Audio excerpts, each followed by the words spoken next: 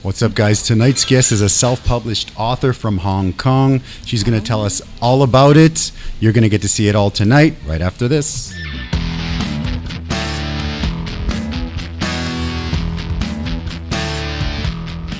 All right, what's up, everybody? We are back with Jeanie Tsui. Yes? Hello, everyone. Jeanie Tsui, yes. I'm sorry, I couldn't pronounce it properly. No problem. No problem at all. You were. How are you doing today? Good. You But had a busy day? a crazy Tell me about day. Yeah. I have got 2 meetings, and I just came back from outskirts of Taipei. Okay. Like an hour drive from here. Okay. But I'm really excited. Were they good meetings? How were the meetings? Turned out pretty good? Yeah, it was good. We made a lot of progress, and it is about work. And okay. I'm very happy about how it turns out, and I'm really excited to be here tonight. Okay, great. Thanks for coming. I appreciate it. Thanks for having me. me.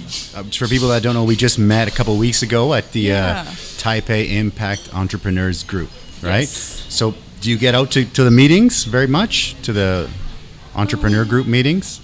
Well, I just started going there since end of January. Okay. And the first time I was there, I was already giving a talk. Okay, great. Okay, so the first time was the time. Okay, you were speaking. Yeah. Okay, wow. Okay. You had a guest. You had Paulo. Paulo, yes. Paulo, on your yes. show a few weeks ago. Mm-hmm. Actually, I was speaking with him at the same night. Okay. I was the second speaker of the night. Okay. So at both authors, so they put you the same day to speak, yeah? Yes. That's great. I'm excited to ask you a lot of questions about that stuff because I have a lot of questions to ask. But first question is, how are you with spicy food? Well, I suppose I can do a little bit. You do okay? Okay, cool. That sounds good, yeah. What about in Hong Kong? In Hong Kong, do they eat a lot of spicy food in Hong Kong? Yes, it's quite common people to have spicy food in Hong Kong. Okay. And many people like Sichuan food. Oh, I love that. Yeah. Okay. And those crazy spicy hot pot. Oh, yeah, the hot pot. Yeah. What about you? You like spicy hot pot? I like it okay. Okay, yeah. I've had some that are very good, and then some that not that good. So I think actually the very first time I had it was from a company I think was not so good. And then after that I thought, okay, I guess I don't like spicy hot pot. And then after I got married and my wife took me to a different one that she liked, and I had it and it was really good. So you have to trust the locals. You have to try, yeah, for sure. You got to trust the locals, yeah. So you're vegan, right? Are you vegan or are you just vegetarian?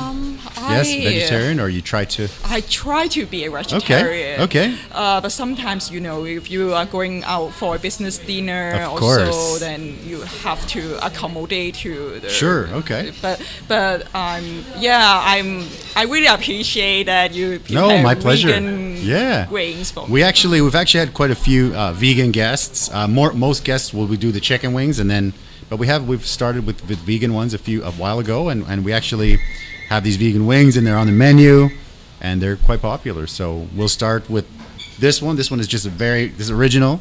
Wow. There's no spice. So we grab one, I'll grab one, and then we'll get started. Yeah, cool? Sure. Yeah, all right, cool. Go for it. Ladies first, yeah. Thank you. No problem. Just grab it with your hands, no problem. Yeah, no problem. Yeah. There you go. Cheers. Yeah, all right. Salute. Yeah, salute, yeah. Oh, yeah. So if you guys are watching on Facebook right now, feel free to jump over to YouTube to watch the whole episode. If you're on YouTube right now, enjoy the show. www.eddy.live, eddy.live. We'll see you guys on YouTube.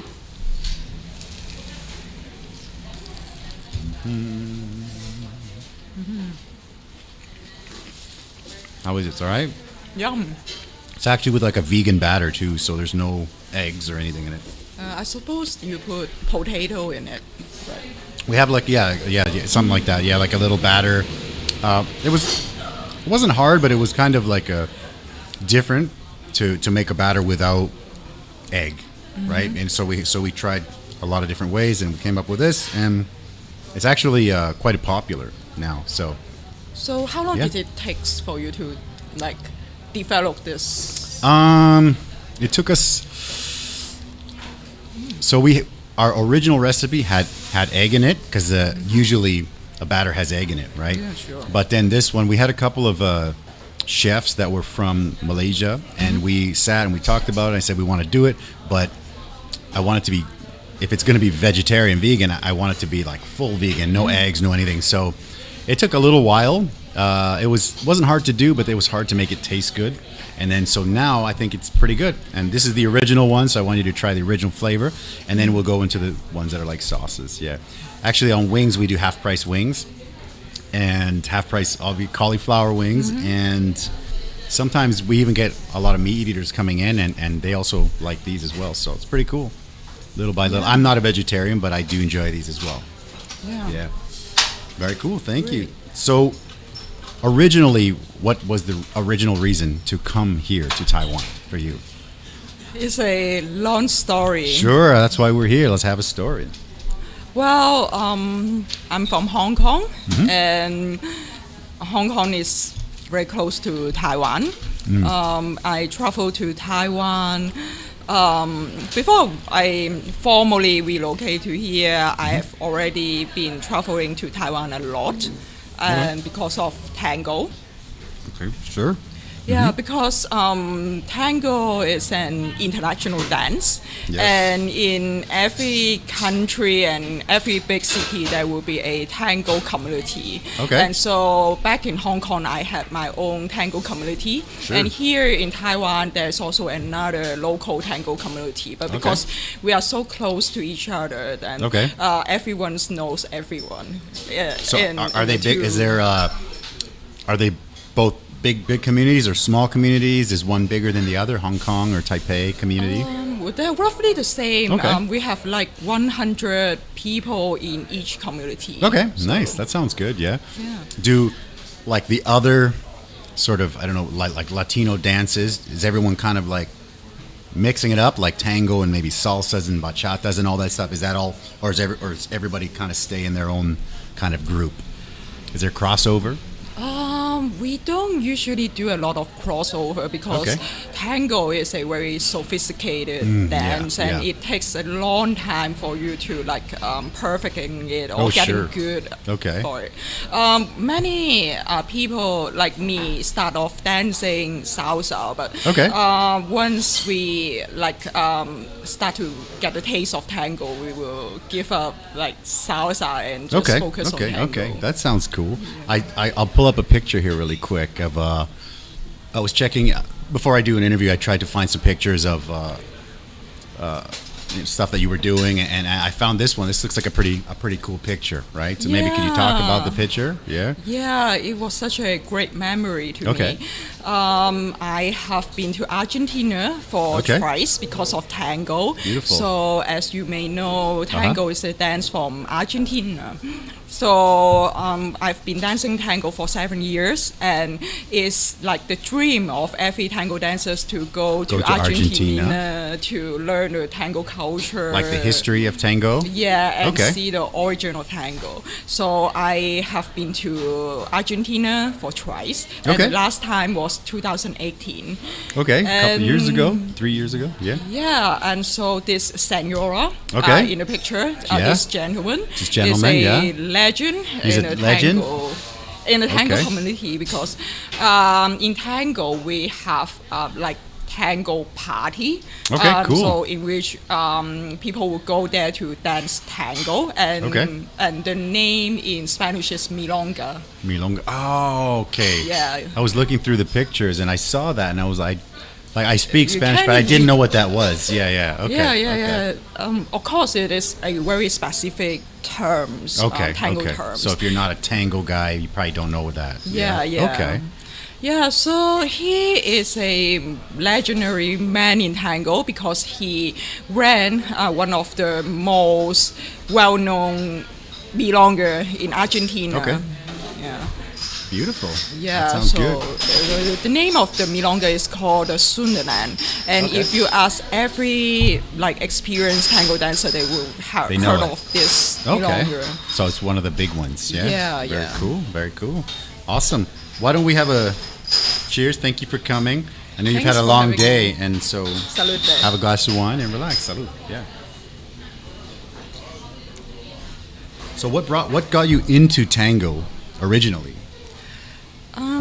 I have always wanted to be a dancer. Okay. And I have been looking for a dance that fits me for a while. And I tried ballroom. It's not my thing. Ballroom, and then I tried salsa. It's also not my thing. Okay. And then one night I remember that a friend brought me to a milonga. So the tango party that I mentioned. That one that you mentioned, yeah. And I was there. I sit there.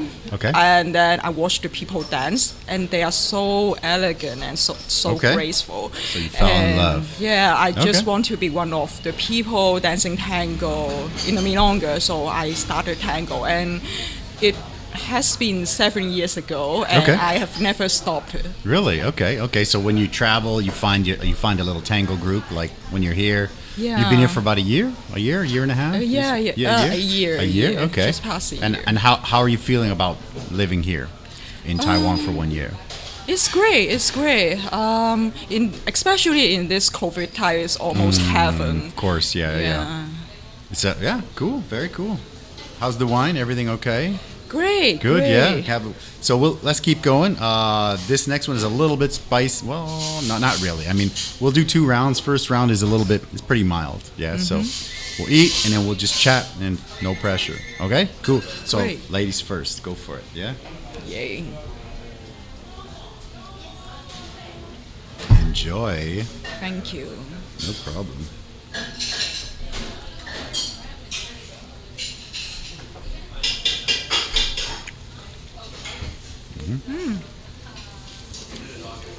Yeah, so we try to do the wings, but make it just like a wing, but cauliflower, yeah. So you like tango so much. Where was the point when you thought, I'm going to write a book about tango? Well, it was an interesting story. Beautiful, that's why we're here, yeah. At the time when I was in Hong Kong, I worked in the University of Hong Kong. And then I just started an online Spanish school on the side of my day job from the university. So by then, my partner approached me. She used to be my Spanish teacher, and she asked me if I'm interested in starting a business with her, which is an online Spanish school. So we started it. Is Spanish a popular thing to learn in Hong Kong? Or online can be anywhere, or you focus mostly on Hong Kong at the time? Anywhere. Actually, most of our clients are from Europe, from United States, and UK. Yeah. Very cool. Okay. Yeah. So we started the school, the online school, and we didn't have that much of money to do a lot of promotion. Sure. Every business starts like that. Yeah. I suppose. Yeah. Both of us know a lot. We know about that, but I don't want to cut you off. So yeah. So we came up with the thought of writing a book. Okay. But there has already a lot of Spanish learning book on the market. Okay. So we thought that if we are writing a Spanish book, we better niche down. And target at a very specific niche. And because of my background, because I dance tango, so it comes very natural that I would want to write a book for the tango dancers to learn Spanish, because as I mentioned, it's the dream for every tango dancer to go to Argentina. So you want to share that experience kind of with them, yeah? I wanted to give them some tips on how to travel to Buenos Aires. Okay. And also, as if you are like traveling in Argentina, you need to learn at least some basic Spanish to get by. Okay. So that's how my first book came about. Okay, very cool. So what is, let's just say, for example, what's the first Spanish term that you think someone should learn before they go to Buenos Aires? Of course, hola. Hola, of course. Okay, Hola. second then. Let's try second. Gracias. Hola. Gracias. Okay. Those are always, yeah. I recently, no, not recently, it's been a few years, but we went to Tokyo. We went to Tokyo, Japan, and me and my wife, my daughter, we took my daughter to Disneyland, and I speak Spanish and English, and I've been here for a long time, so also Mandarin is pretty decent, right? So with these three languages, when you travel, usually one of them is useful, right? But when we went to Japan, all three of them is not very useful, and I also felt frustrated again because when I came to Taiwan, I couldn't speak Chinese, so it's a little bit frustrating. And then now to be here for so long, and then now learn Chinese and be able to speak and chat and stuff, and then go to another country and then know zero. It's a little bit frustrating for sure. Yeah. Yeah, but from my experience, most of the time, you just need to know hello and thank you. Hello and thank you, sure. Okay, hello, thank you. What about number 3? Anything like tango-y, or what do you think? Cerveza? Cerveza, beer? No? Vino. Okay. Tango-wise, I have to... Yeah, no problem. I'm just curious. No big deal. Oh, bailas. Bailas. Oh, bailas. Perfect. Okay, bailas. Yeah, do you dance? Yeah. Bailas. Very nice. I'll take that. Cheers. Cheers. So you had some good meetings today? Things are good, yeah? Yeah. You were talking about your first book and publishing and stuff like that. So what's the process for somebody? Okay, so let's say you have your book. Now you want to take a book and actually publish it. So what's kind of a process for that? I would say that you need to have a very good idea. You need to be very clear about what you want to write. Okay. So the topic of your choice can be anything, but you just need to be very clear about what you want to write. And then it's something related to what you want your book, what is the thing that you want your book can do for you. Okay. So I've started a publishing house since last June. Okay. So you had your book and you're like, I'm going to take a next level. I'm going to take a step and start the whole company, like a publishing company called... The link is in the description if you guys really want to check it out. Yeah, it's called Book and Pop. Okay.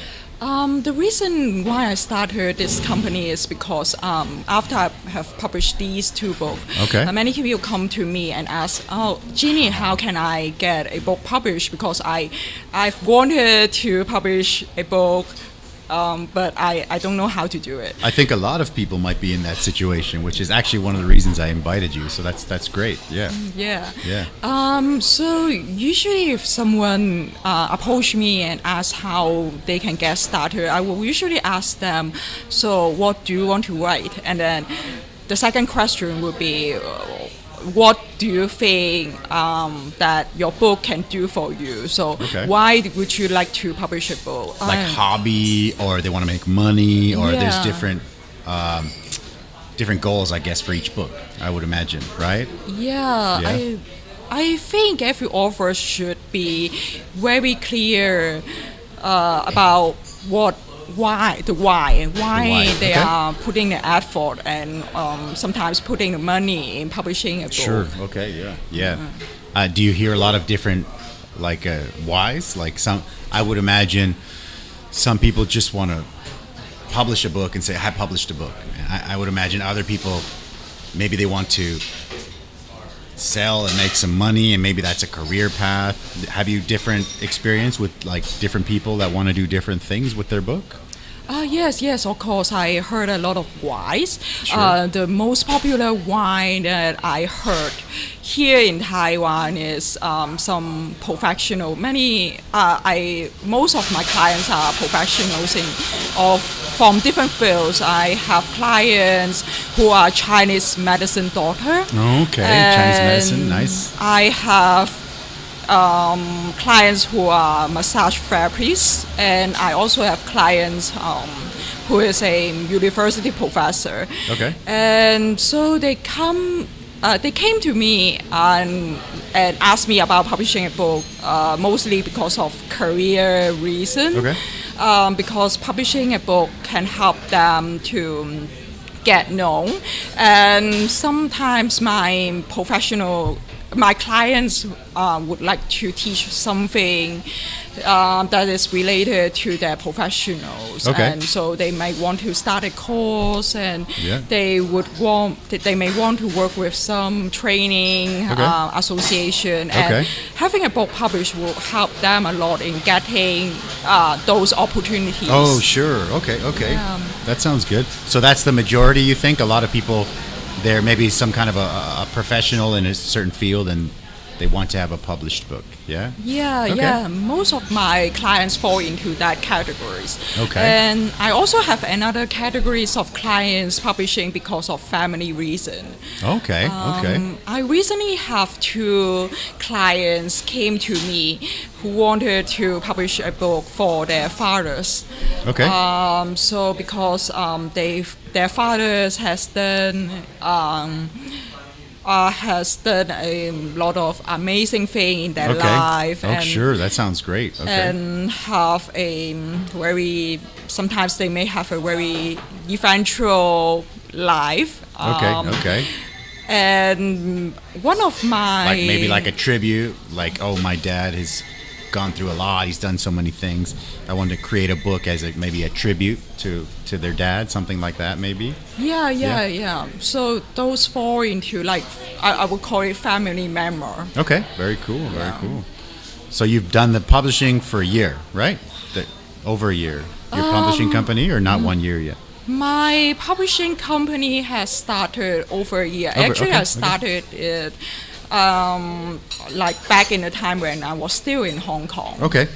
But then because I relocated here, so most of my clients nowadays that I'm serving are from Taiwan. But still, I take clients from Hong Kong and also from any parts of the world. Okay, that's great. So if anybody wants to publish a book, they just click a link in the description that we've got down there, and they will connect with you. Yeah. That's really cool. Very cool. Yeah. So you have 2, right? So let's talk about your books a little bit. So you had the idea. I want to help people that are maybe they want to go to Argentina. So maybe give them some tips on Argentina. So maybe you could talk a little bit about some of the travel tips that are in your book. What do you think? Yeah, sure. I would love to share that. Well, I would suggest everyone who want to go to Argentina to pay special attention to safety. Okay, sure. Of course. Traveling is tough for sure. Yeah. But the thing about Argentina is because Argentina is a beautiful country. It's an amazing country. It has a lot of things to offer. Tango is just one part of it. It has amazing good food, nice people, right? I have some Argentinian friends that are pretty awesome. But the things about Argentina is it has a very rough economy. Okay. So when you have very rough economy, then a lot of things happen. Of course. Okay. So step 1, be safe. Yeah. How is Hong Kong safety-wise? Hong Kong is I've never lived there. I've only lived in Taipei. Taipei is like, you can leave your laptop on the table for like 2 days and nobody will take it. So it's a little bit crazy how safe Taiwan is. So I've never lived in Hong Kong. I've been there a few times. It's quite nice. I like the food a lot. But I didn't notice any How about the safety wise? I would say that Hong Kong is normally a very safe place. Okay. Most of the people are honest, but of course I would not suggest you leaving your laptop on a random place for 2 days. Well, you know what? It's funny because Canada is also quite safe, but also you cannot leave your wallet on the table and go to the bathroom because when you come back, your wallet's gone. Yeah. And my family is from Mexico, so of course Mexico is not safe enough where you can leave your wallet on the table either. So coming to Taiwan, it's pretty eye-opening for me. It's a little bit crazy how safe it is, and I forget sometimes when I go back home. I just leave my stuff everywhere, and everyone's like, "What are you doing?" And I said, "Hey, I live in Taiwan, so I forgot. Sorry." Yeah. So Hong Kong is a pretty good place, yeah? Yeah, it used to be. Okay. As you may be aware, there has been social movement. Sure, that's right. Were you there for all of that stuff? Yeah. Yeah, it was tough for me. Yeah, I bet. Yeah. I would say that it's also one of the reasons for me to relocate to Taiwan. So do you feel like you're kind of like permanently maybe in Taiwan, or kind of seeing what's happening there, or what's your goal for being here? I think I am going to be grounded in Taiwan, but I will still going back at least a few times a year because my family is still here. Of course, yeah, it's so close, right? I think Hong Kong is the closest place to Taiwan, right? Like before, I've been here for a long time, and before I had to go for visa runs, I went to Hong Kong a few times just on visa runs, and I enjoyed it. I mean, I remember I don't know what it's called, MTR, right? It's like MRT, yes. MTR. Yeah, I came MTR. here and it was MRT, and then I went there, it was MTR, and I was like, I kept mixing them up for a long time.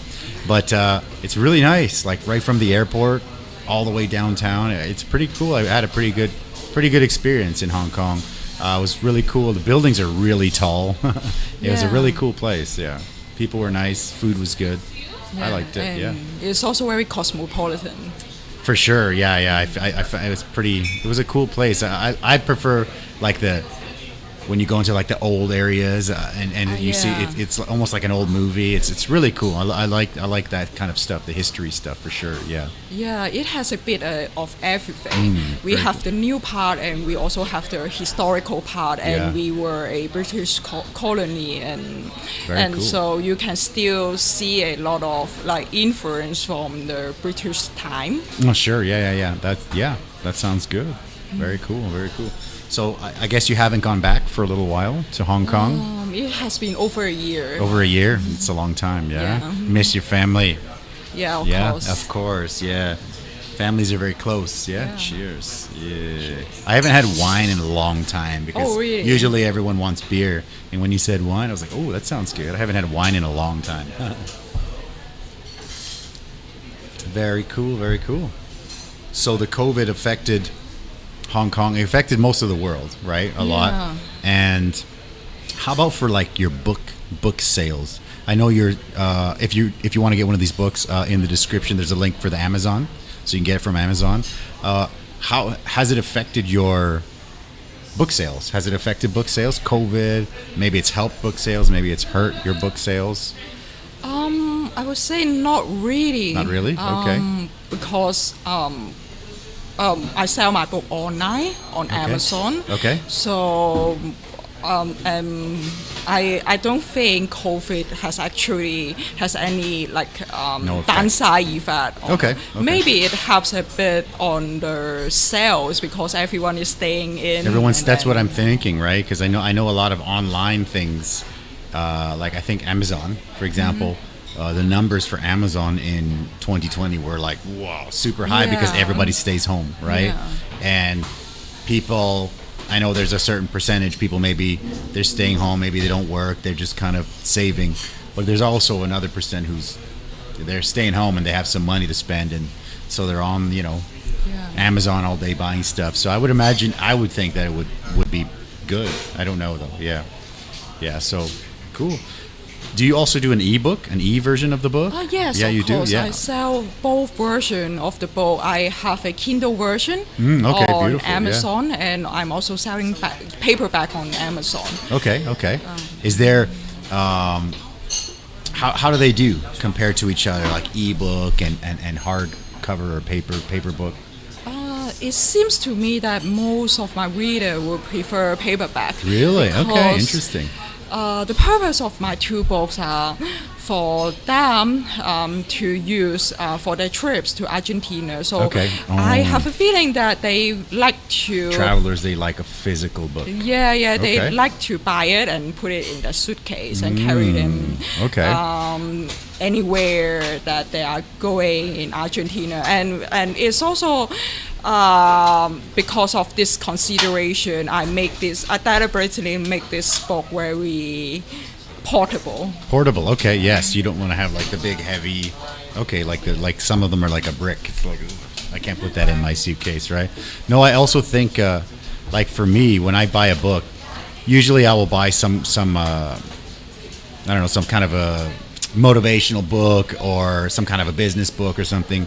And most of those books are not available in Taipei, right?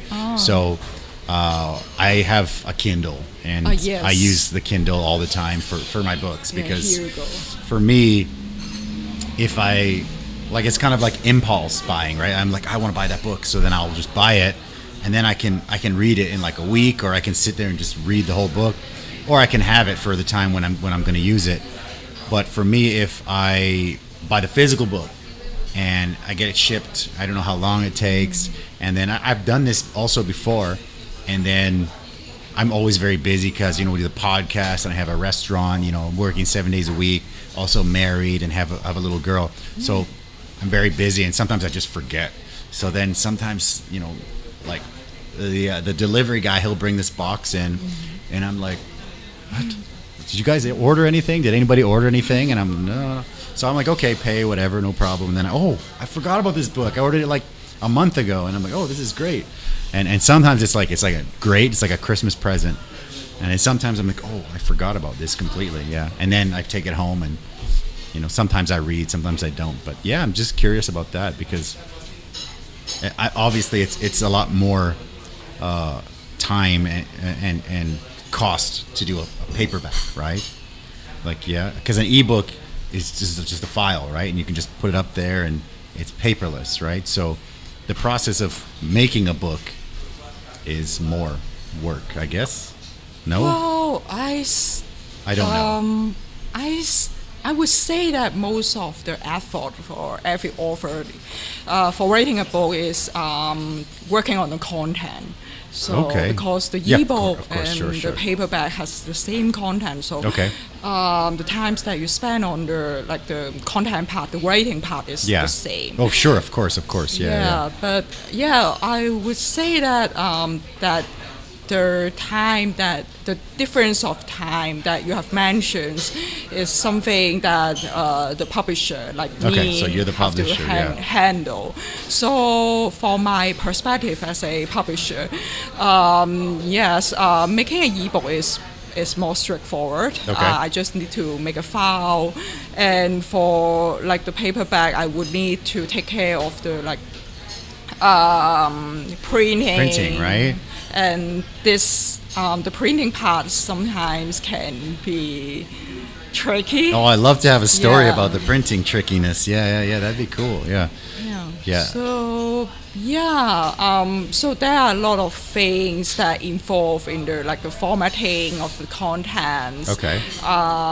You need to format it in the right way so it looks good on the paper. That makes sense. And also in the paperback, in the book, and you also. Take this book as an example. If you are publishing an ebook, then for the cover you just need to design 2D cover, right? And then the content will be the same. So you just need to make a file of your content of the book, and then you just need to make a 2D cover. But when it becomes a paperback, then you would need to take care of the cover, Yeah. you will need to.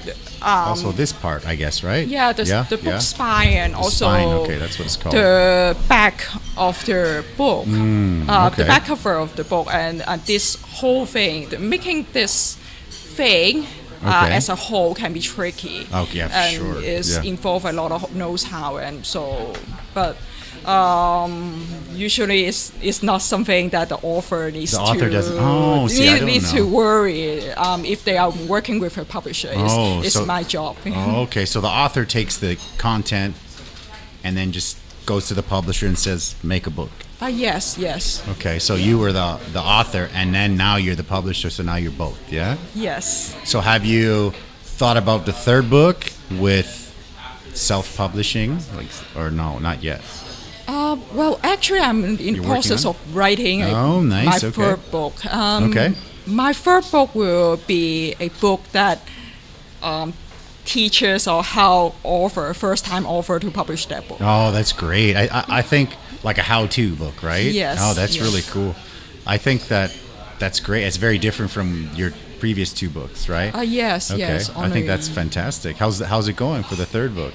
Have you started? Have you started the process of publishing, or how's the content going? That's my question. I'm still in the content making process, Okay. and I'm halfway in it. Okay. I just need to write up all the content, Okay. and the content has been very familiar to me because I have been working on publishing for some times, and I've served a lot of clients. Okay. And also I have been teaching on this, on writing, on publishing for a while. Okay, And beautiful. I have been teaching courses on publishing back in Hong Kong and also now here in That's Taiwan. great, because you can when that book is done, an upsell for your course is like you got to buy the book, right? Yeah. So that's great. Yeah, I like that. Yeah, very cool. Very cool.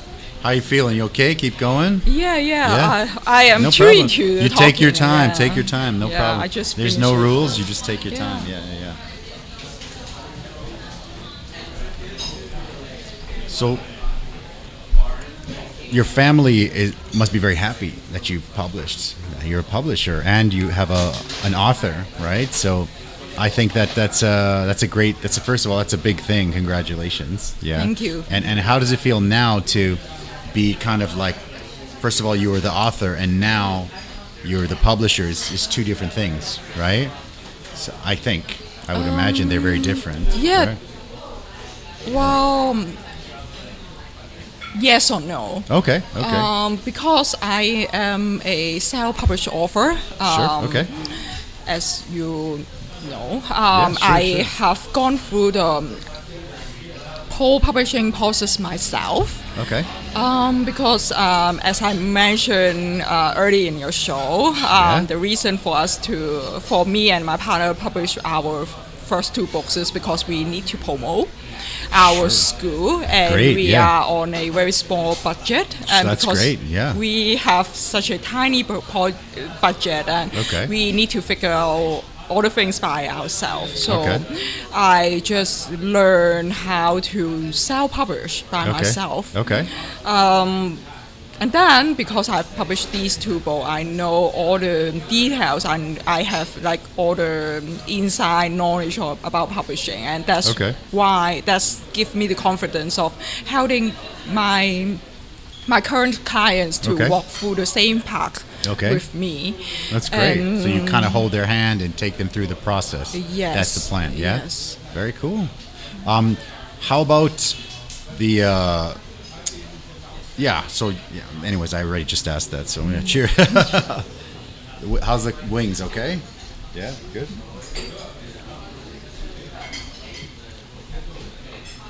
Beautiful. I'm gonna go on the next one, and you can take your time.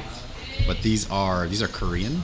These are like a Korean sauce. So we do this. I don't know if you like Korean food or not, but we don't. We're a Mexican restaurant, but we actually.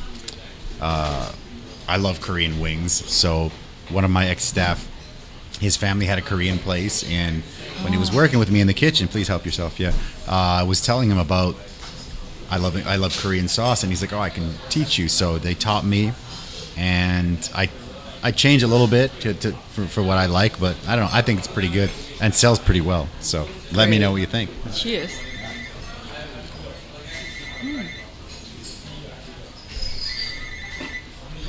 It's different on the cauliflower. I haven't had the cauliflower in a little while. It's nice. It's enjoyable. Yeah.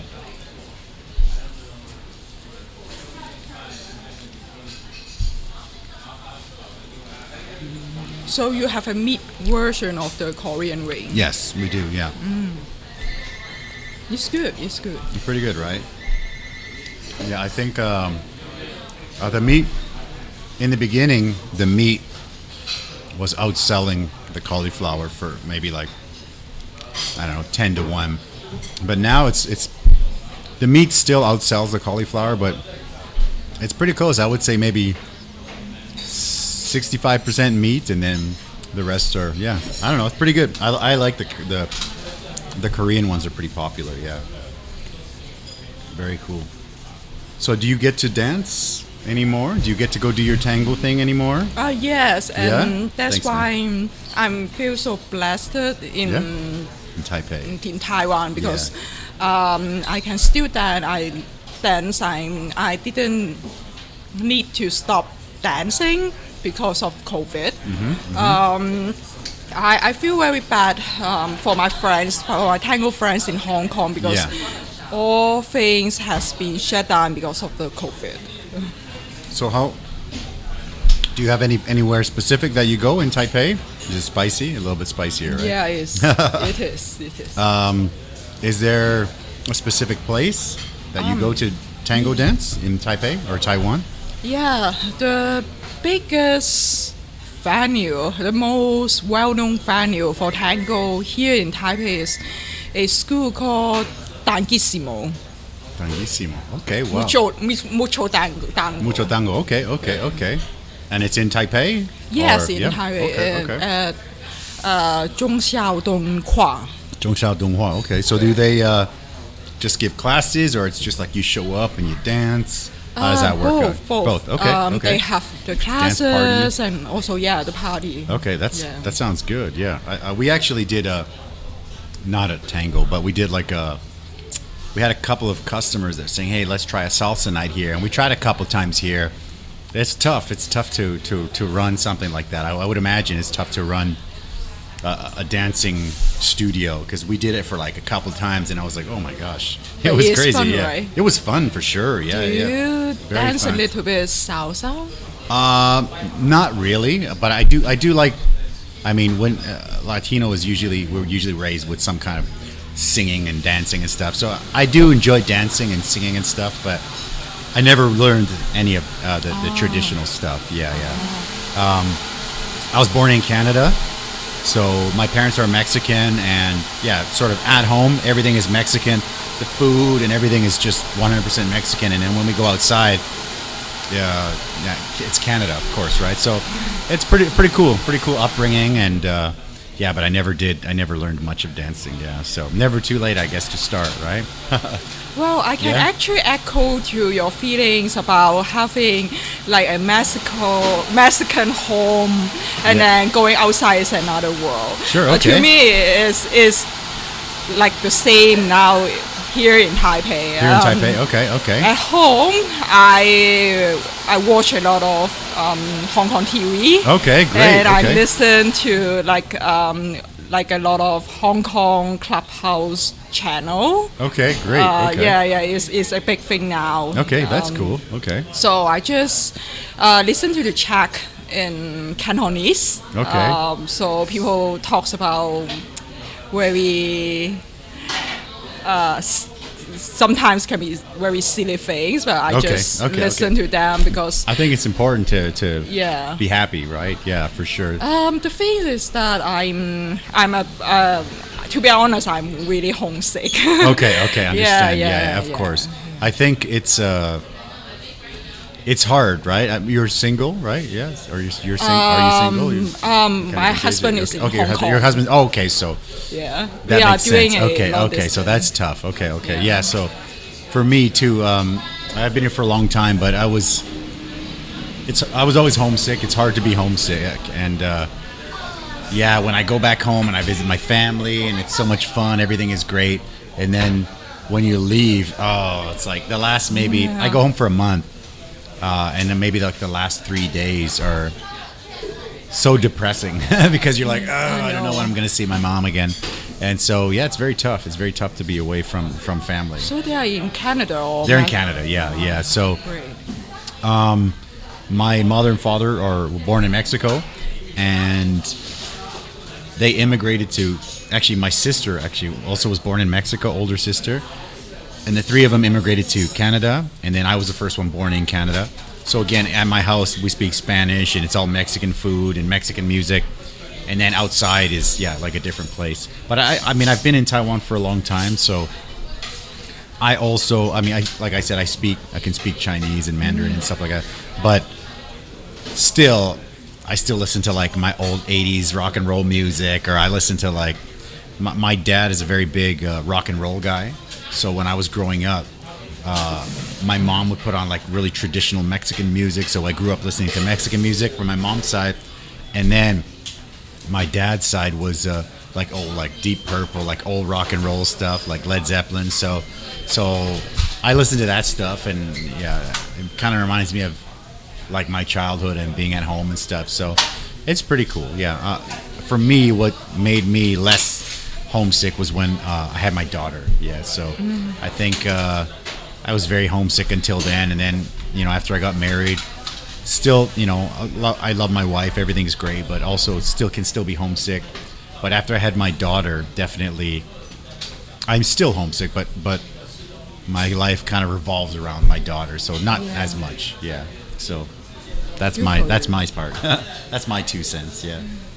Very cool. Oh yeah, how's the wine? Wine's all right? Great. So when you went to Argentina, were you able to do any traveling around other countries in South America, or did you just go Argentina? How long did you go for? I've been to Argentina for twice, each time like 1 month. Okay. In the second trip, I've actually been to Brazil for 1 day. Okay. I went to that Iguazu Fall. Okay. So that fall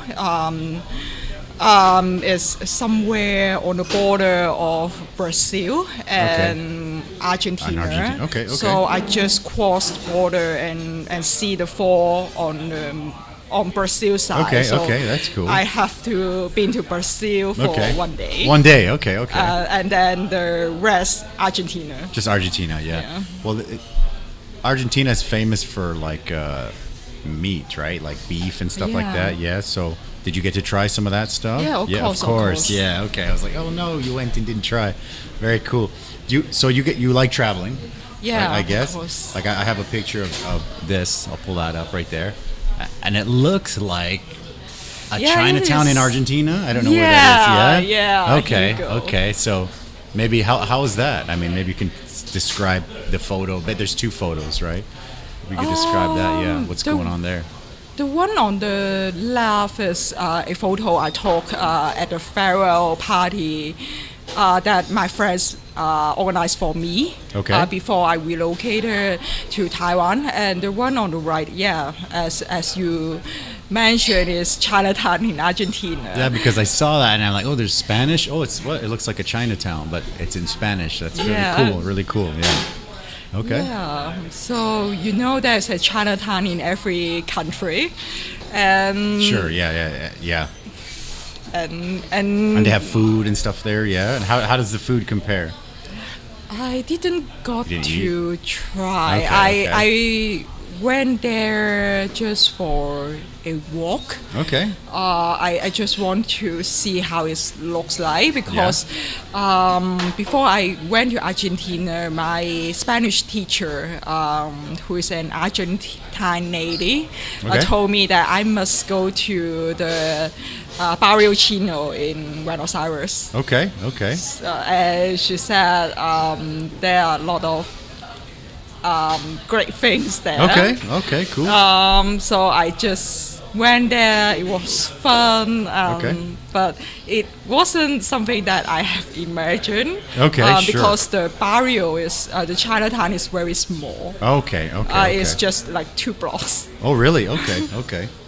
I've never been to the one in Mexico, but the one one of the ones in Vancouver in Canada, it's quite big. It's quite nice. Yeah, it's pretty cool. So Vancouver has a lot of Hong Kong and Taiwanese and stuff. So a pretty cool place. Yeah, we got a couple of. Hold on, let me pull that up here before I forget. Blam. What we got? Wings. Yes, we're eating wings. Paulo, what's up, man? I got your book here. Blam. Shout out to Paulo. Yeah. And I tried it. It was awesome. Aaliyah, well, thank you very much. Yes, thank you guys for the comments. Yeah. So we'll keep going. What do you think? Yeah. All right. Sure. So this one, we only have 2 like fusion style. So the Korean, and this one is like it's a jalapeno hot sauce, but I made this batch with some wasabi in it. So it's like a jalapeno wasabi. So it's kind of actually it's quite good. So it sounds weird, but try it out. Yeah. So go for it. Yeah. And then we'll okay round 2, yeah? All right. Took the big one. Very nice. Cheers. I'll grab that. Thank you. It's funny because I had the idea for jalapeno and wasabi combination.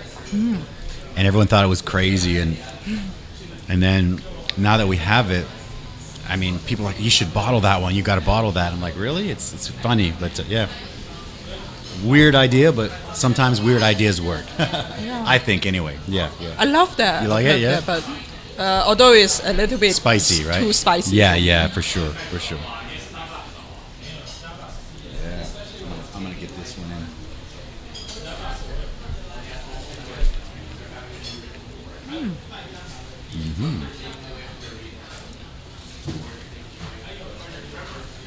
So one more thing about the tango. When you start tango, or when you're doing tango, you have to choose a partner, I guess, right? It's spicy, you're okay? I mean, you're good? Yeah.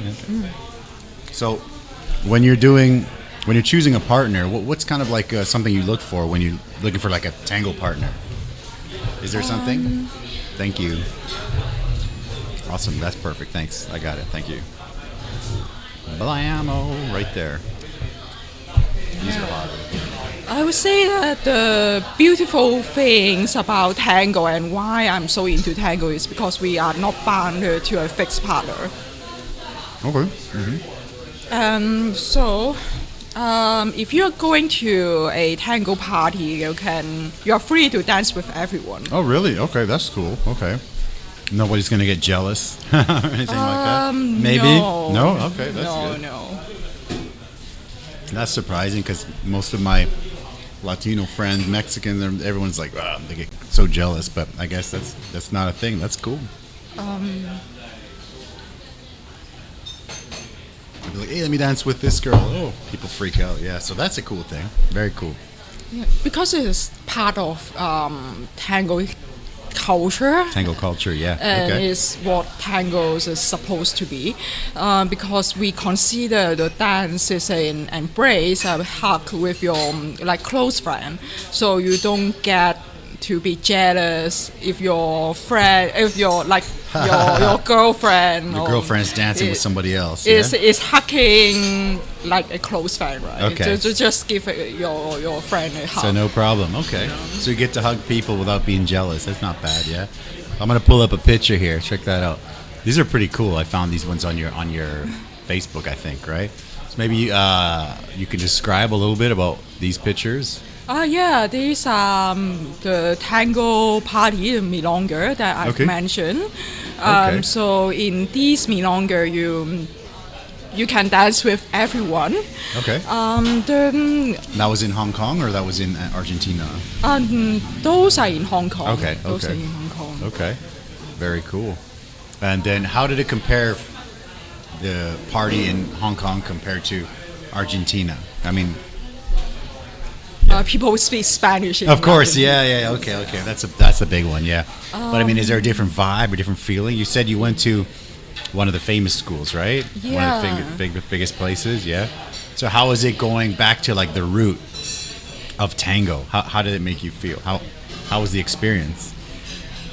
It was amazing. Okay. It was like a dream. And Okay. I would say that the biggest difference to me is that the people in Argentina really knows the culture of tango. Okay. Because tango has been a big part of their life. It is something that is already in their culture, in their blood. And many people would, even they are not tango dancers, they would be listening to tango songs since Really? they were Okay. kids. That's similar to, like I was saying with my mom, put the music on and... Yeah. Okay, that makes sense, yeah. Very cool. And you recommend people go to Argentina, learn some tango, yeah? Yeah, of course. Actually, you can also do that in your own city because Okay. of course, maybe you have to wait after COVID. After COVID, sure, yeah. But if you are in Taiwan, you can absolutely do that. You can just go to a tango school and just go to one of the milonga. You don't need to dance. You can just sit there and watch and see how do you feel about the dance. That's pretty cool, milonga. Okay, I keep forgetting that word, but yeah, that's okay. Good. Did you have any school you prefer in Taiwan? Any milonga school, or have you tried them all? I'm learning with a lady called Wailing. Okay. I wish she is now listening. Okay, cool. Yeah, shout out to her. What's the name of her school? La Rincon de Tango. La Rincon de Tango. Okay. The corner of Tango. Oh, okay. So, where is that located? In Taipei? Is at 永七 Okay. 在中和区 Okay. That sounds cool. So, obviously, being raised in Hong Kong, everyone speaks Cantonese, right? And then, second language is English, or Yes. no? Yeah. So everybody learns. I mean, that's probably a dumb question, but I know in Taiwan they're learning English, right? And in Hong Kong, everyone learns English as well. Yes. Yeah. Okay. That's pretty cool. And now, what about? Is people learning Chinese too, or? It's yes. probably a sensitive question, but I'm just curious. I have no idea. No. Yeah. After Hong Kong has been handed over back to China, it has become like a trilingual city. Okay. So most people will speak Cantonese, of course, Sure. English, because it is still our official language. Okay. We are a bilingual city. Okay. So we still have all our documents in English. In English. Okay. When we are applying for a job, we need to writing our CV in English. Okay. It's crazy, right? Okay. Wow. But Okay. we have been doing things like this. There's something that we have since the British time. But since Hong Kong has been handed over to China, there has been more like connection and exchange between the mainland China and Hong Kong. So people need to learn Mandarin because of business needs. So before that, nobody learned Mandarin. No. Or they did. They did. But just that Only because business guys. back in the British time, there wasn't that many people coming from China to Hong Kong. Okay. So there wasn't that much of need to speak Mandarin in the city. But now there's a lot. Yeah, it's like Mandarin is taught in school. Mandarin is taught in school. Oh, okay. Wow. So how long? I'm sorry. I'm really bad at history. How long ago was that? Like the handover from the British handover, maybe to Chinese. It has been almost A long 30 time? years. Shit, okay. The handover happened in 1997. Okay. And you were there for that, I guess, yeah? I was a kid. I still have some memory of that. You still have some memory of it? Okay. That's interesting. Well, I really have not much idea about Hong Kong. I just I like food, so when I think about Hong Kong, I think of dim sum and all that food. Yeah, of course, because I like food. Yeah. When we went to Hong Kong, we every meal was like, when we travel, every meal is like planned. I'm like, I want to have dim sum, and I want to have this, I want to have that, like the crab. I don't know the name, but it's like a crab rice thing. Anyways, I like the food there a lot. And also, if we went to like Japan, I was like, okay, we got 3 days. I have to make sure I try this Wagyu, and I have to try this, sushi. Yeah, it's just weird, but we like food a lot. So. Well, good for you, And I like suppose food, yeah. You got a lot of inspiration for your Sure, of course, yeah. I think, I don't know, because, we cook a lot, and so I like food. I like good food, so, when we travel, I'm thinking about what can I eat if I go there. So, yeah, I enjoyed it. Hong Kong has good food, yeah. Great. How you feeling? You okay? Keep going, or the last one? Sure, you good? All right, sure. perfect. Let's keep going. What do we got here? That's going to be a little bit spicier than the last one. So these two are super spicy. This one's going to be a little bit more, and it's kind of like that a little bit. So those will be baffle way. They're pretty crazy, those two. Yeah, to be honest, with cauliflower, it's not as spicy because it absorbs less. But we'll see. Up to you. If you want to keep going, we can go all the way for sure. Okay. Yeah, sure. So we'll go for it. Yeah. All right. It's my dinner every Wednesday. Yeah. Yes. Cheers. Yeah.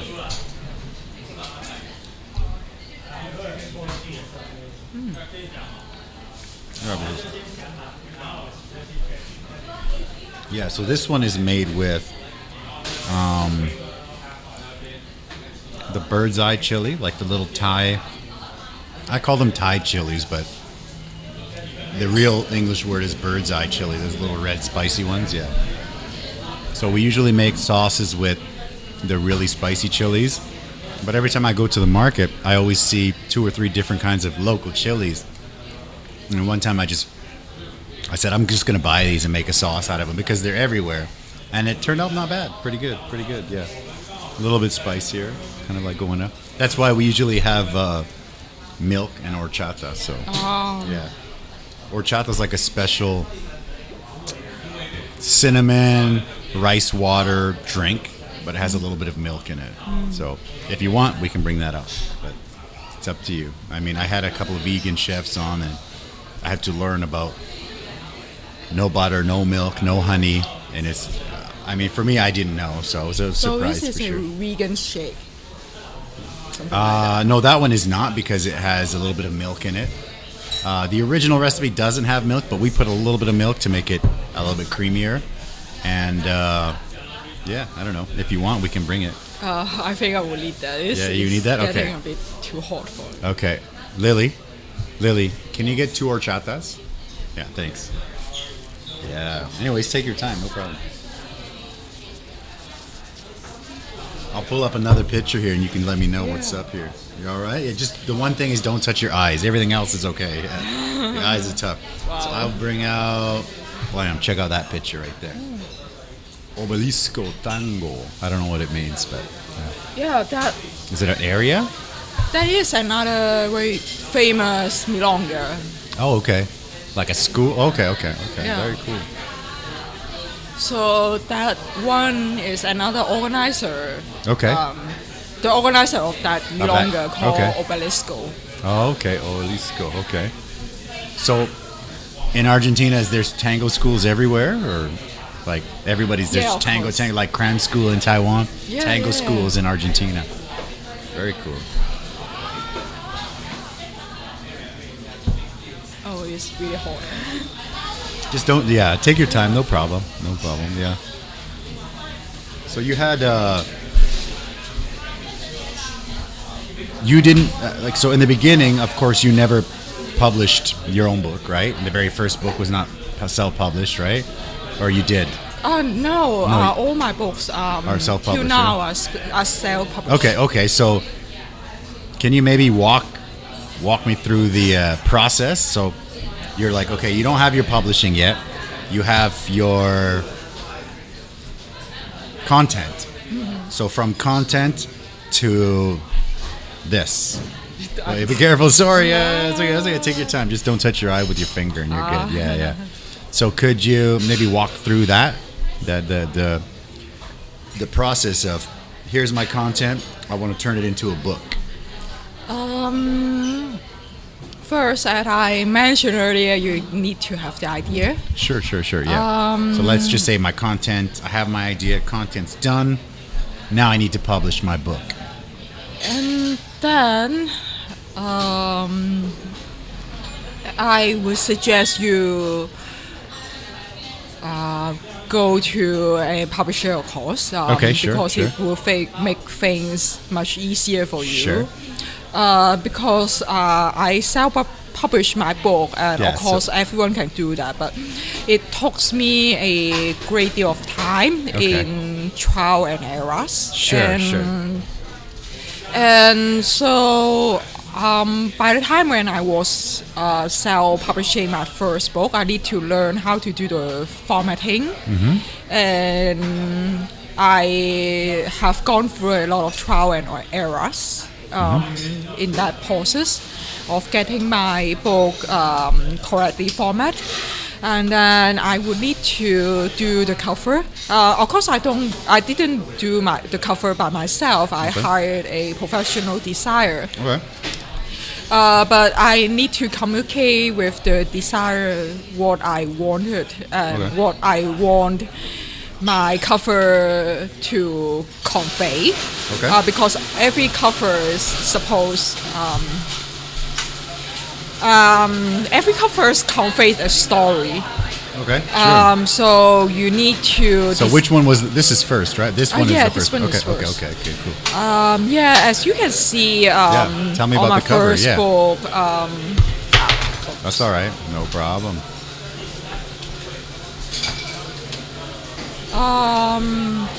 There, it shows the legs of a couple, and I deliberately not putting any face on it because I really want. Thanks, guys.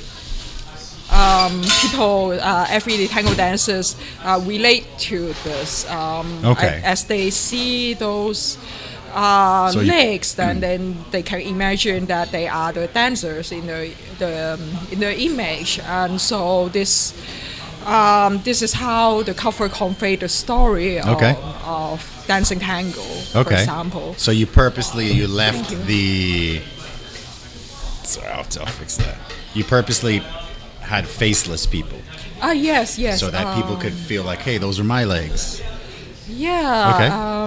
It also goes for my second book. As you can see that I deliberately choose photos of two dancers which you can't really see their face. Okay, sure. So it's also for the same purpose. Okay. So no face means people can feel like, hey, that's me, kind of, right? That feel. Instead of if you put a face on and the person looks so different from them, they will be like, oh, that's not me. That's what you're feeling. Okay, very cool. Oh, horchata, yeah. All right, no problem. Cheers. Yeah, horchata. Yes. I love horchata. I only drink it once a week because it's good. It's very good. It's sweet, so I'm trying to lose some weight.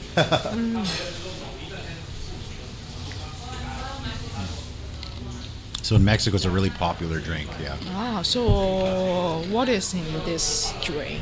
Rice water, vanilla, sugar, cinnamon, and a little bit of milk. A little, not too much, but just for a little bit creamy. Yeah. So in Mexico, the last time I went to Mexico, before I opened this branch of this restaurant, it's nice because I get to go back and I get to learn some more things. And so this is a really old drink, a really old traditional drink. And now they're taking it and they're like throwing strawberries in there, or they're throwing like chocolate or something in there. And it was pretty cool because actually sometimes you're thinking really traditional and you don't really think outside like that, and I think, oh, that's something very cool to add to. So I figured we've done it a couple times. We throw some strawberries and blend it, and pretty good. Enjoy it. Yeah. I love that. Yeah, I would do it now, but I don't have strawberries. So was it difficult for you to find like the right material or ingredients to make the right taste? So for me, because I was born and raised in Canada, Canada also has the same problems where they're missing a lot of Mexican ingredients. So the real sort of genius is not me. It's actually my mom. My mom was able to provide us with like good Mexican food from scratch with totally wrong ingredients. Oh, wow.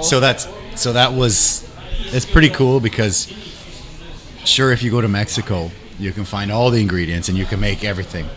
But in Canada, you're missing all. You need to not be everything, but you have to be creative. And like for example, if you want to make some very authentic Hong Kong style dish in Russia, you're probably not going to find the ingredients, so you have to get creative, right? So for me, in Taiwan, definitely a lot of ingredients are missing.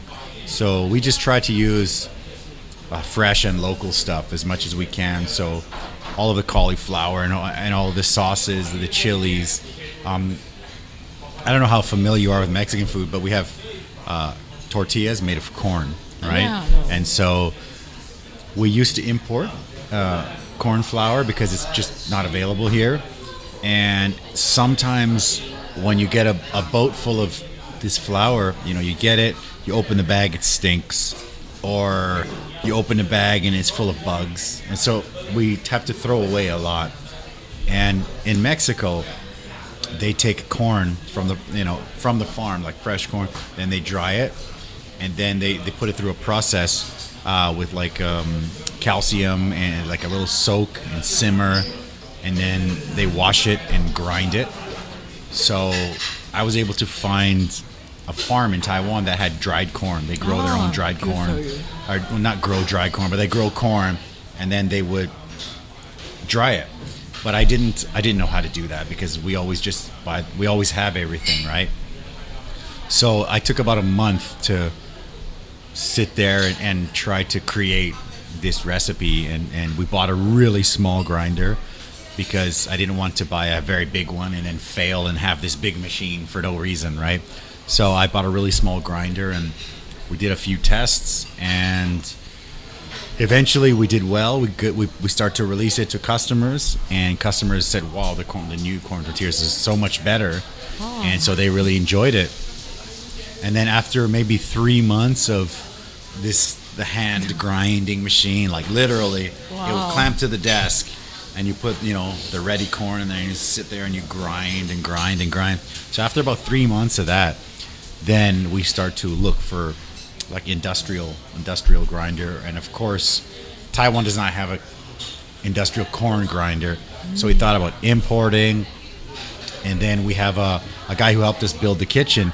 He said, I said, I'm looking for this, and he said, well, I have a guy who does that kind of thing, not for corn but other stuff. So we tried a couple different companies, and one company whose machine we have now and we use, they actually have the same machine, but they use it for sesame paste.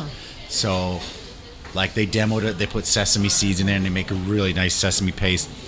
They threw peanuts in there, and they made a really nice peanut butter. And so we tried it with the corn, and with a few tweaks, it worked. So again, a bit expensive, the machine, but cheaper than importing, right? So and it's nice because we actually have a machine we do corn and flour. So we have a flour machine that presses the tortillas. We make the dough, but the machine presses, and then we bake it. And this machine we got from Mexico, and it's expensive to go to Mexico, pick a machine, buy an expensive machine, and then ship it here. And it's so big. It's so big.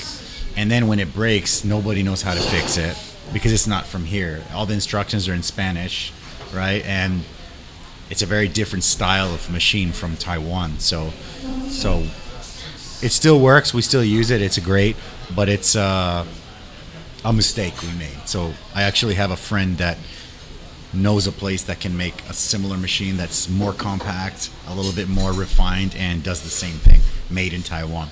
So from that experience on, I decided I will always look here first. Yeah. Well, I'm very. I do admire your spirit of willing to test things, willing to willing to put in the time and effort to like make something works. And when I came in here, I am really amazed by your set of instrument. Hey, thank you. For making this podcast. Thank you. Like I was saying when you told me that earlier, this podcast I've been doing for about 1.5 years, and when you start something like this, it's hard because when you're new and you got like 0 views and 0 subscribers, everybody's kind of looks at you like you're weird, right? And then you know, I just basically had like a GoPro, and I used to have these really 2 huge lights, and when customers would walk by, they would almost trip over the lights, and it was definitely a growing experience. And every month or 2 months, we would buy something different. Like I would get this thing, and it was it really helped a lot. And so it's still not perfect, but it's, if you go back to like episode 1 or 2, it's definitely better. Yeah, I mean, I think this is episode, I believe, 76, I think. Like, it's every Wednesday for about a year, almost a year and a half. Yeah, so maybe not quite a year and a half, but a year and 3 or 4 months. So it's a good thing. Yeah, I mean, I enjoy it. And the reason I started was because with a restaurant, you get to meet so many great people that are just doing cool stuff in Taiwan. And like, you can meet CEOs and MMA fighters and authors and other restaurant owners and other entrepreneurs and other podcasters and other people that are just doing things that I think are really cool. And when I get to chat with them, sometimes we have like a really good connection and a really good conversation, and I feel, I wish I could share that conversation with more people. So that's kind of what we did with this. Yeah, I can totally relate to this. Actually, I've been trying to do something similar with publishing.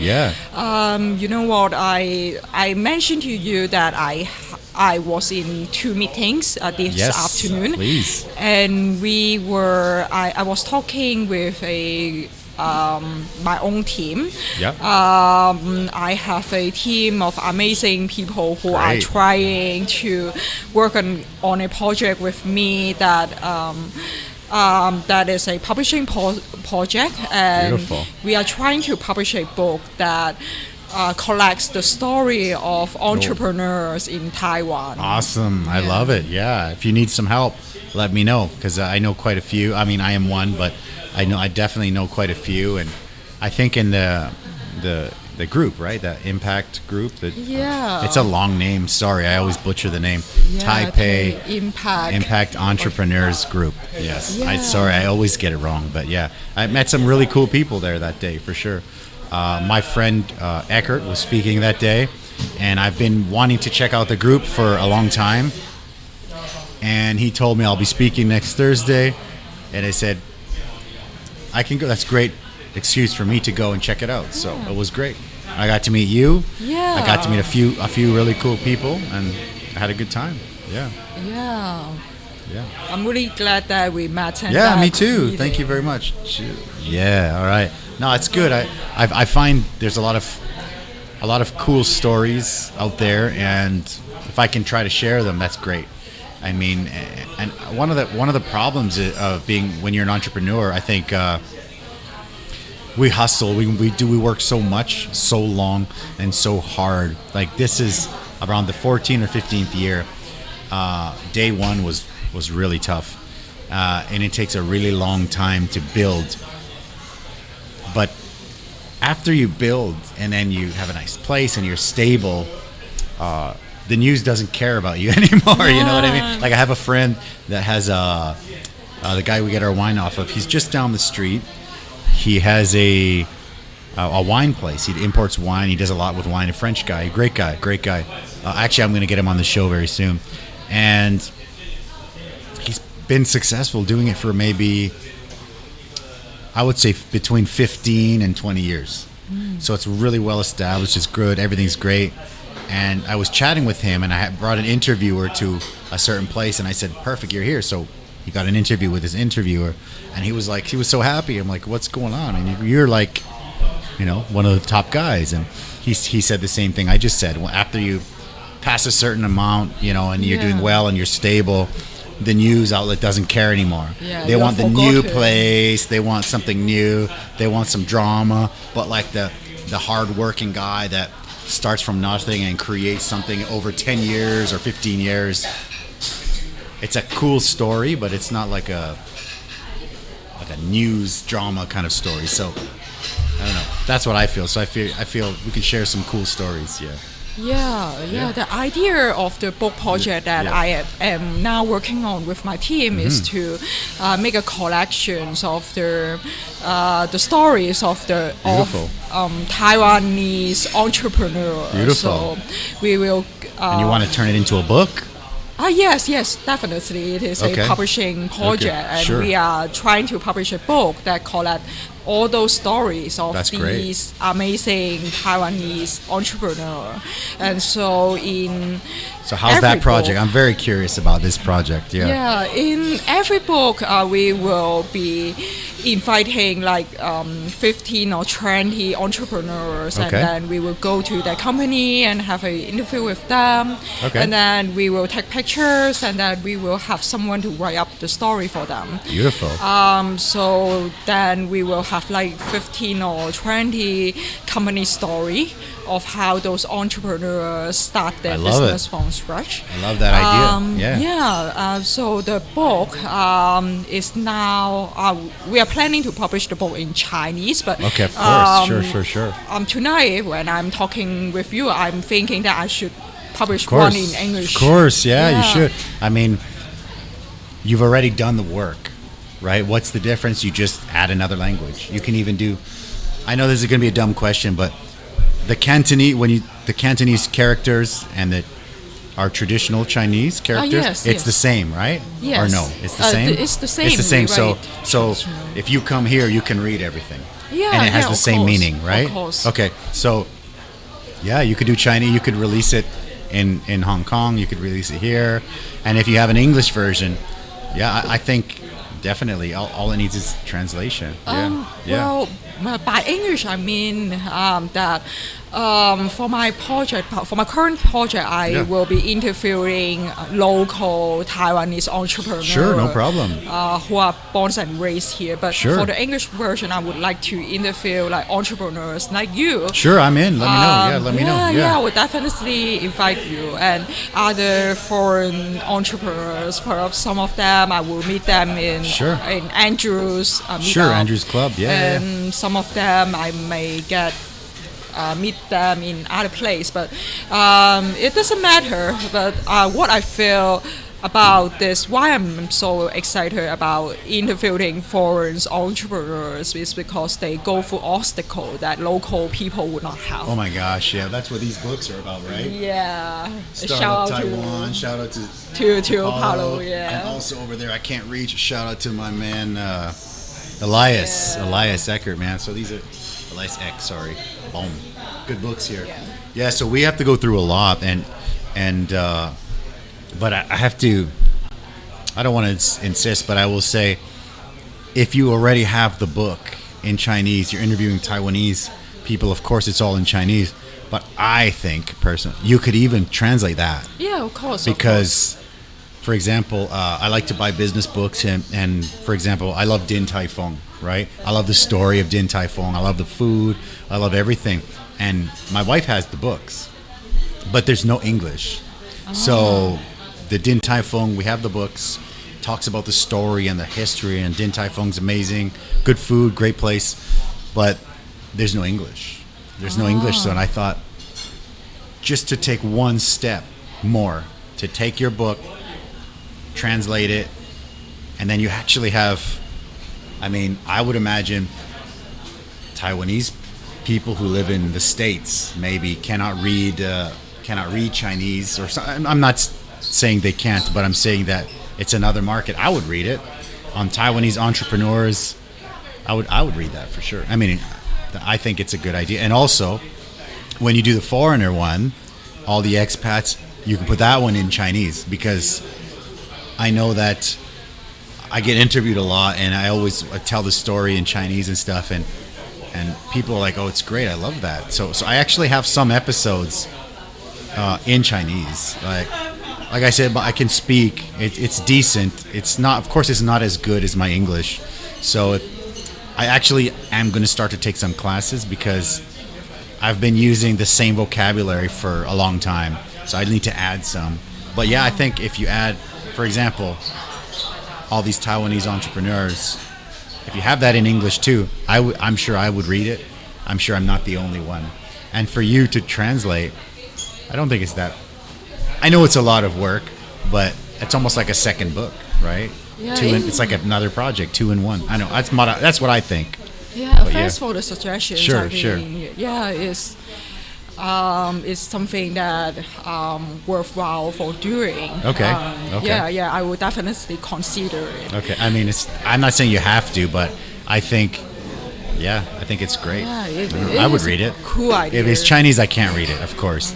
But if it's in English, I would totally read it. Yeah, and I actually think that if you talk to like these guys who are doing these books, Paulo and Elias, I think that if you do it, Taiwanese entrepreneurs, if you have something in English, I actually think that like the government in that would probably support that because they're trying to grow awareness for Taiwan. Yeah. I would imagine they would love it. Yeah.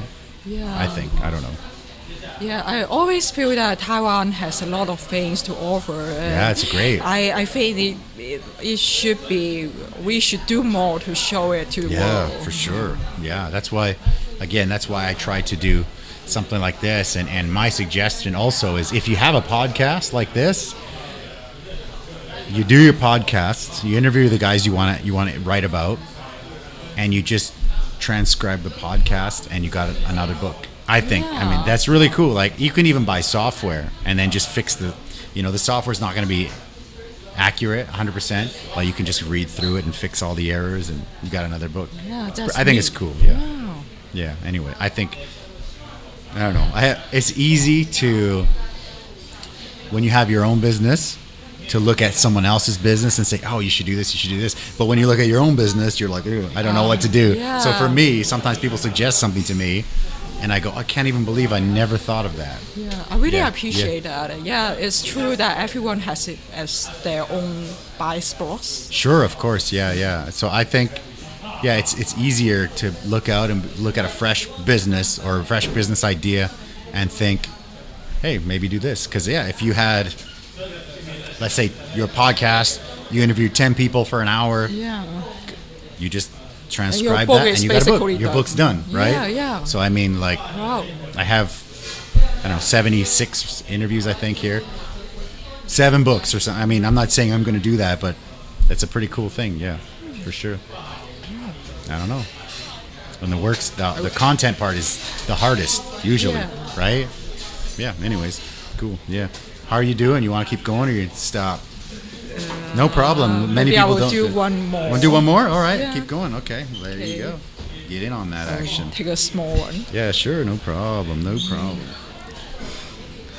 Yeah.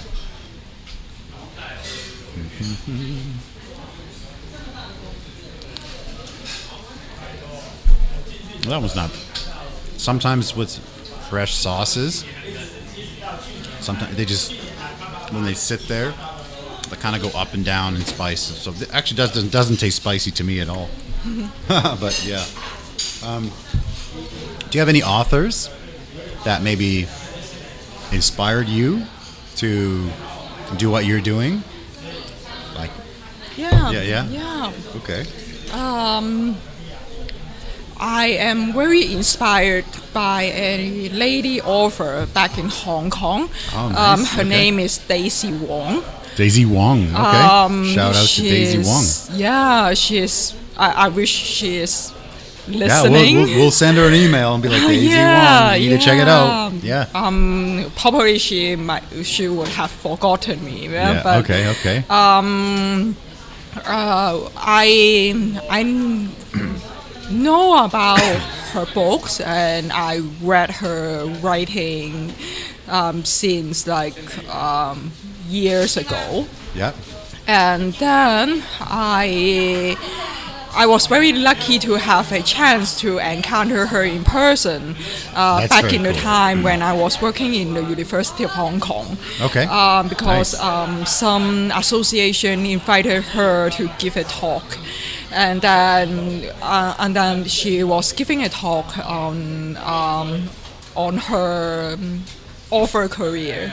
Okay. And then I was very lucky to have a chance to have a few minutes to talk to her, and and back at that time I've already published my first book. Okay, and beautiful. so I told her that I'm also a beginner writer, and I've published my book, and my book are in English, and she said, good job, and I wish you good luck. That's fantastic. And by then she was already a freelance author in Hong Kong. Okay. And so she is a great woman, has a very independent mind, and she is very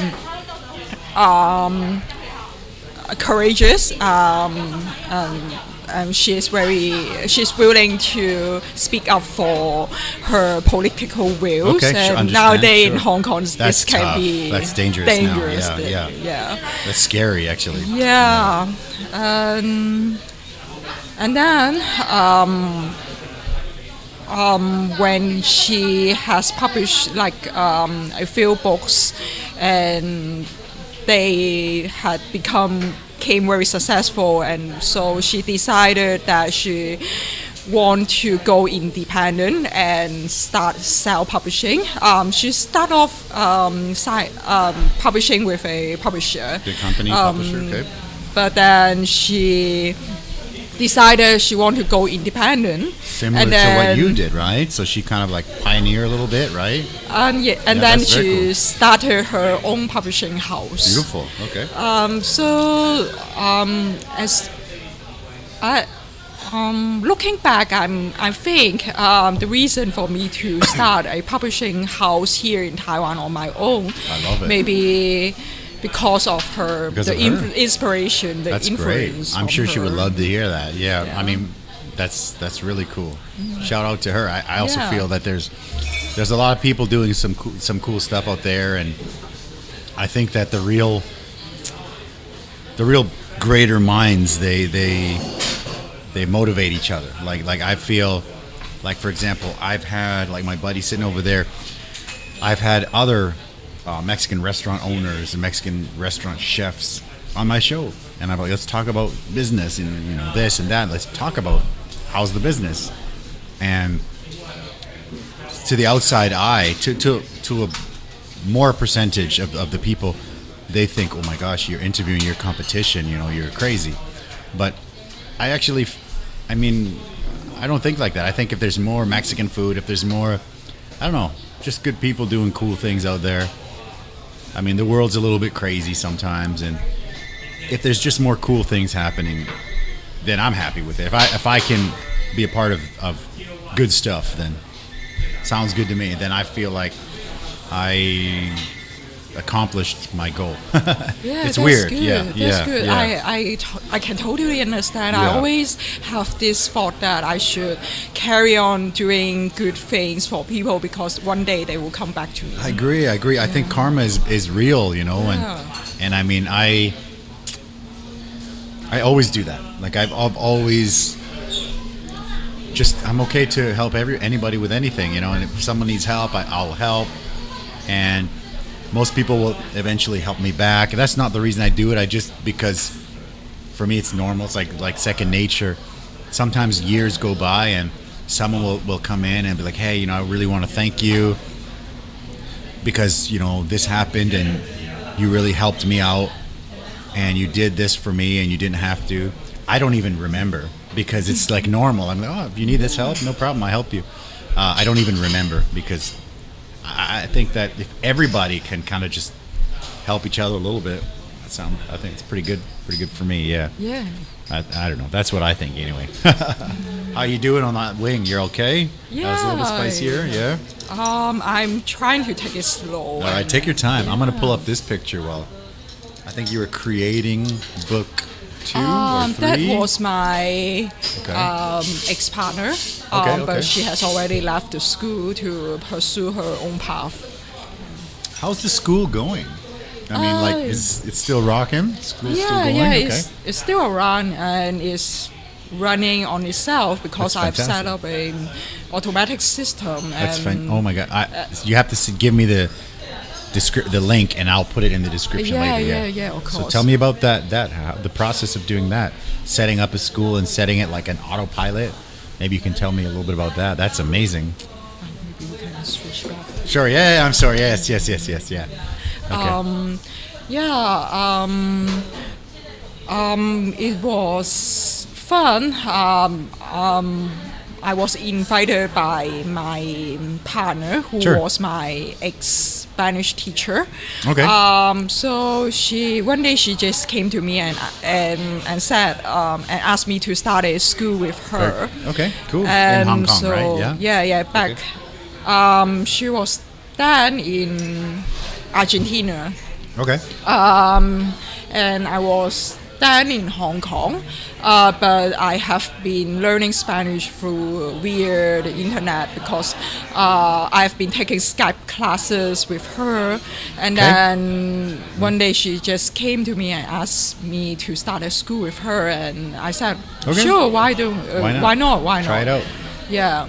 So we just started, and then we opened that school, and we just created that website for the online Spanish school, and then we start. Is it like a Cantonese website? It is an English website. Okay. That's okay. And then we just build things bit by bit slowly, and then we have the website, and then we have the Facebook page, and we have the Instagram page, and then we publish our 2 books together. Fantastic. And then we build a system and which can run on its own. Beautiful. Because it has its own booking system, and our clients can just go there and check out the teacher, and then find time that works for them, and then they just make the payment, and that's great. And then they book a class, and then so the system kind of like the dream. It's like the dream system. That's beautiful. It's good thing. It's the good thing that when you have developed such a system, the system will take care of the business. I think most business owners want to have a system like that, but they don't know how. That's I think another opportunity for you, because that's amazing. Like for me, let's say McDonald's, right? Like I'll think of the biggest one. They have their system, right? And you can have McDonald's in Hong Kong or LA or Russia, and it's going to taste the same, right? So the power of a system is something huge, right? Yes. That's big. Yeah. I think every entrepreneur should aim to develop their own system, their own SOP. I agree. And once you have your own SOP, then everything will just fall into place, and the SOP or the system will take care of itself and take care of your customer, and you just. I agree. Sit back and relax. That's the dream. Yeah, like for me, I'm still working on. Like we have all the recipes, we have everything. There's a lot of moving parts in a restaurant, but it's possible. Like I'm still working on trying to make a system because the restaurant's going pretty good. People like it, and I always have people that they're like, let's put one in Hong Kong, let's put one in Singapore, let's put one in Bangkok. But without a real solid system, it's hard.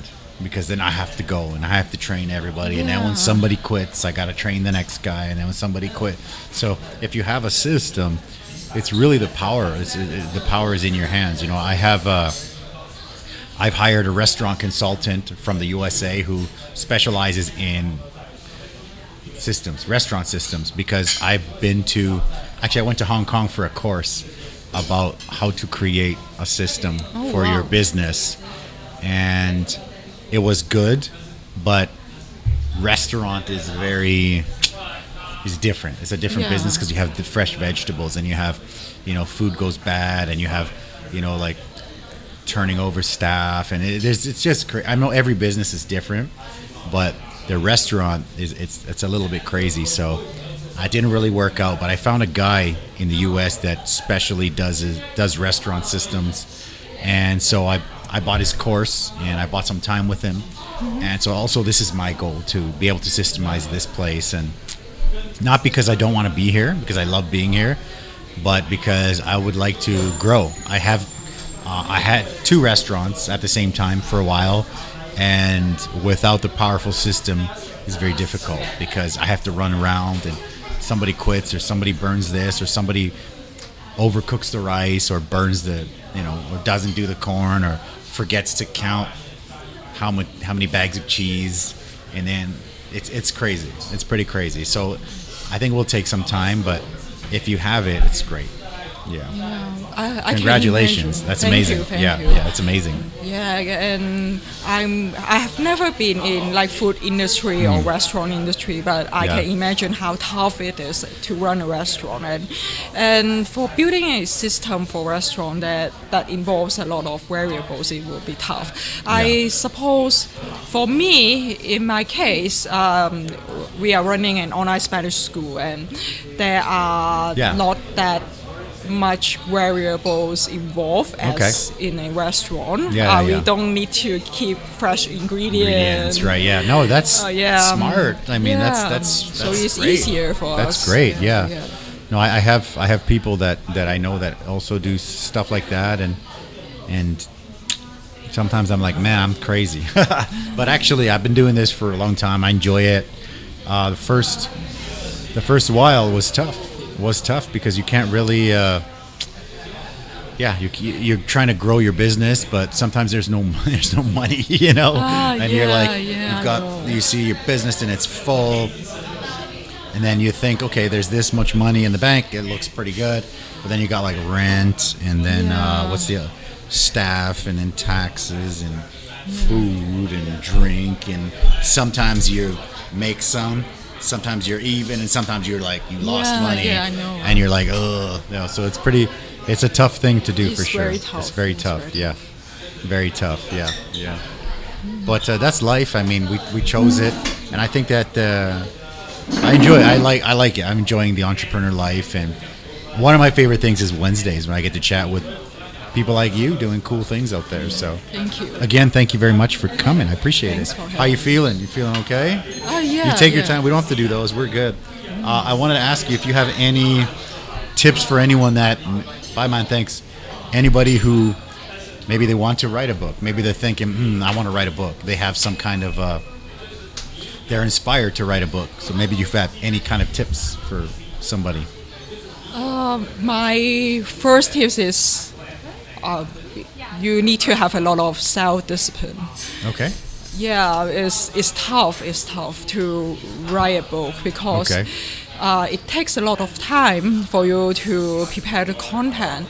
And I have a lot of clients who approach me to talk about their publishing project. But, unfortunately, not many clients at the end can successfully publish their book because at first when they came to me and then we set up the meeting and we talk, they are very eager and they are already imagining how the book will turn out and how the books will be helping them in their career. But then after a few weeks, when I follow up with them, they will usually tell me that, Jeanie, I'm sorry, I'm so busy. I never find the time to write. I understand that. Yeah, so I would say that if you really want to write a book, self-discipline is the first thing that you should have. Great, self-discipline. Yeah, is even something that I consider more important than writing skills. Because that makes sense. Writing skills, you can hire an author it should be like an editor. That makes sense. You can hire an editor or you can hire a ghostwriter to write on your behalf. I didn't even know that was a thing. Ghostwriter. Yeah, if you have the right budget, you can. Okay, you can sure, of course, that's going to that cost. way. Yeah. Okay. Yeah, but Well, very cool. In order for you to put things in and then mix it into a book, then you have to put in the time Sure. and the effort, and the self-discipline is the thing that you need. So number one thing, you need to write a book. You need to have self-discipline. Yeah, I think that's important for anything. Like again, when I meet with my restaurant consultant guy, I'll be like, yeah, sorry, man, I didn't have a chance to do that. So did you write out this procedure? And I'm like, oh yeah. So I can understand that for sure, because I also have the problem where, I mean, now we're down to one restaurant. Things are going pretty good, but yeah, definitely we run out of time, and I also have my wife, I also have my daughter, and yeah, I can see it. But self-discipline, get up earlier, I guess, and do it. Yeah, Yeah, it's good. I know. Very cool. But I want to thank you, anyways, for coming out. Thanks for having me. Yeah, it's my pleasure. You did amazing. And do you have anything you want to add to the end of the podcast, just in case? Maybe we missed something. I just want to shout out to my friends here in Taiwan, and We love Taiwan. Yeah, I love Taiwan, and I would say that the reason for me to relocate to Taiwan is because most Taiwanese people are very sympathetic towards the situation of yes. Hong Kong, and they knew even even sometimes I wouldn't put it too explicitly or explaining a lot on why I choose to come here, why I relocate to here. Then, but they understand my situation, and they would be very active to offer help. I would because I relocate here alone, and I have it's a difficult thing to do. Yeah, I have to managing or doing a lot of things on my own, and I would say that without that help, then I can't imagine how I would be now. Yeah. Okay, very cool. Yeah, I agree 100% with you. Taiwan's a beautiful place. Yeah. My original idea was to come here first, kind of get used to it, and then maybe travel and try different countries. And although I went to visit most, I like it here a lot, and I feel, I don't know, I got lucky. I think I picked Taiwan first, and I stayed here. So it's a great place. Thank you guys, Taiwan. Appreciate it. And thank you for coming.